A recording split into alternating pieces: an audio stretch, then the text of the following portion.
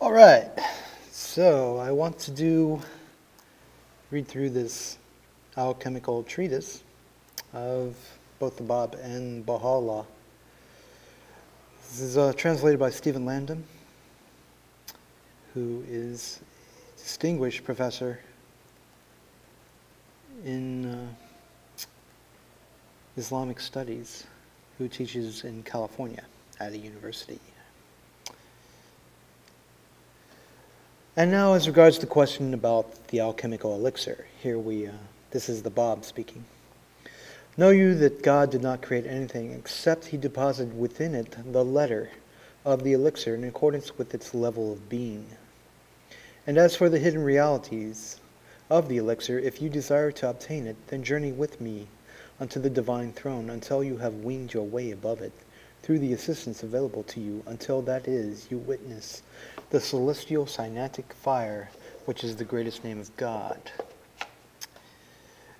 Then make it to blaze forth so as to remove the covering from the inmost heart. Then place the alchemical retort upon the brim of the alembic, and partake of the fruit of the tree which emerges from Mount Sinai. Above, upon, about the edge, boundary, commensurate with on the level of the divine power, in the midmost heart of the divine power, and let it pour forth unto its place.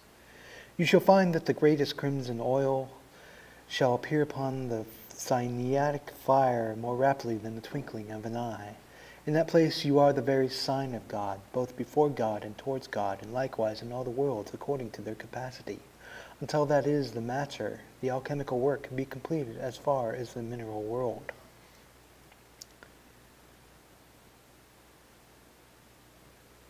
Wherefore we have concealed from the vision of such as gaze towards that which bears the marks of contrariness, and have laid it down that there in that leaf is the mystery of the two alphabetic lines, and the two depths, perchance that it is some soul might comprehend it. Thus hath he taught us the elixorial mysteries, and of this is God in the proof, and in very truth sufficient witness. And if you truly understand, you shall prove able to carry out the art of the elixir, and in that place readily grasp in very truth the reality of the matter. And such is the known on the part of he whom God hath enabled to witness the creation of the earth and the heavens, and the creation of his Logos self. And there is no power nor any strength save in God, the exalted, the mighty, blessed be God, above that which is they have described, and praise be to God, the Lord of all the worlds.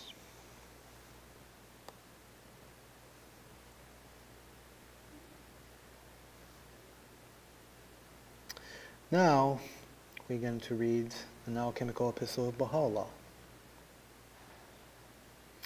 He is God. And now is regarding that which you hast asked about the Philosopher's Stone. Know that it exists in every locality. In it we decreed the existence of treasures which none hath fathomed save such as we taught the knowledge which is with us. Verily thy Lord is assuredly knowing, well informed. It, the Philosopher's Stone, is one, and in its own entity spirit, from it is multiplicity made manifest. Blessed be he who comprehends it, witness the power of God within it, and is not held back from this straight path by it. It assuredly is the treasure of God amongst his servants, the storehouse of the divine mysteries, amongst his creatures, and the dawning place of the divine power to every clear-sighted mystic knower. Within it, the Philosopher's Stone, we decreed the existence of water, and we named it quicksilver. Mercury, we nurtured its earth with this water until there rose up through the power of the water the oil which was concealed within it. It verily is the red sulfur, the crown of crowns, and the spirit about which the sages discoursed. And in the attempt to obtain it, numerous souls have died in their grief. It, the Philosopher's Stone, is water. In its exterior mode, fire. In its essential nature, and air. In its interior mode. In it we decreed the existence of earth. We gave it to drink of its water, and caused the two breaths of wisdom to spring up from it. This verily enshrines a mighty secret. Then know that it is the Philosopher's Stone alone that brings the alchemical work to realization. Nothing external enters into it, and nothing internal emerges from it. God verily created it as a sign of his power between the worlds. The foundation is that about which the alchemical initiated sages discoursed, and the mercury is a water which trickles from it. This water, if you art those that are informed, is the key of the affair. Should the key become available to thee, then open therewith the gates of the treasuries of the Lord in this stone, from which rivers gush forth before one wise, well informed. In its outer aspect, this key is water, while in its inner aspect it is fire.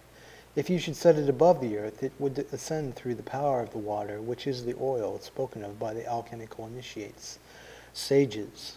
It verily has been named with many a name. It undoubtedly is the most pure blood, the penetrating air, the ascendant gold, and the moist spirit.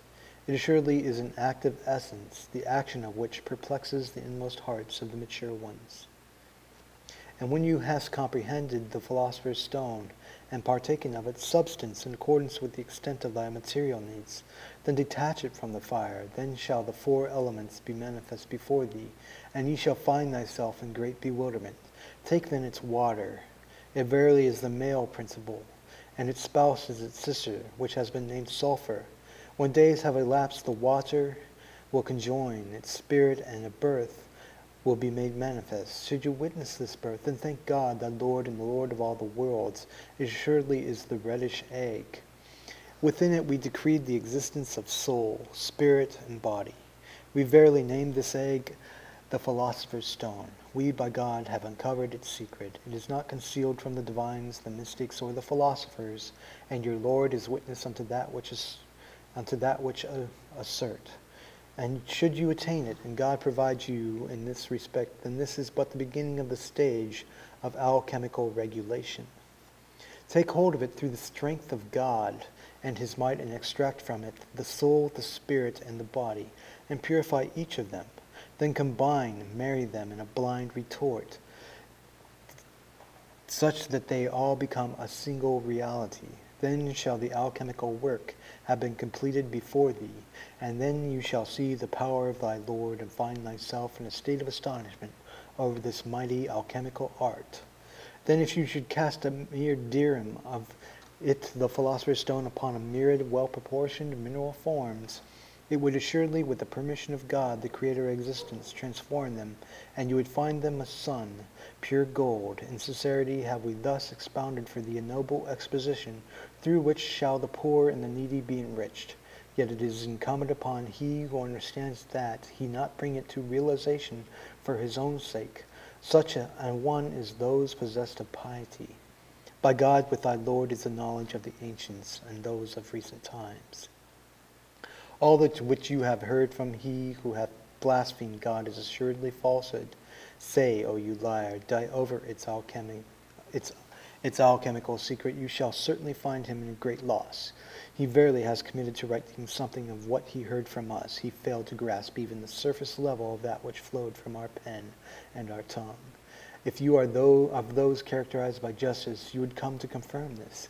He does not know the right hand from the left, or the nature of that which has been concealed within the pavilion of the grandeur of thy Lord, the powerful, the preserver, the all-knowing. We have revealed multifarious tablets about everything you have inquired about. If it be your desire, examine them in order that you may be fully assured that all branches of learning are with thy Lord, and none comprehends them save he himself, the all-knowing. It is with one final note that we may want to re-reference the prophecies of George Williams in reference to the taming of elements.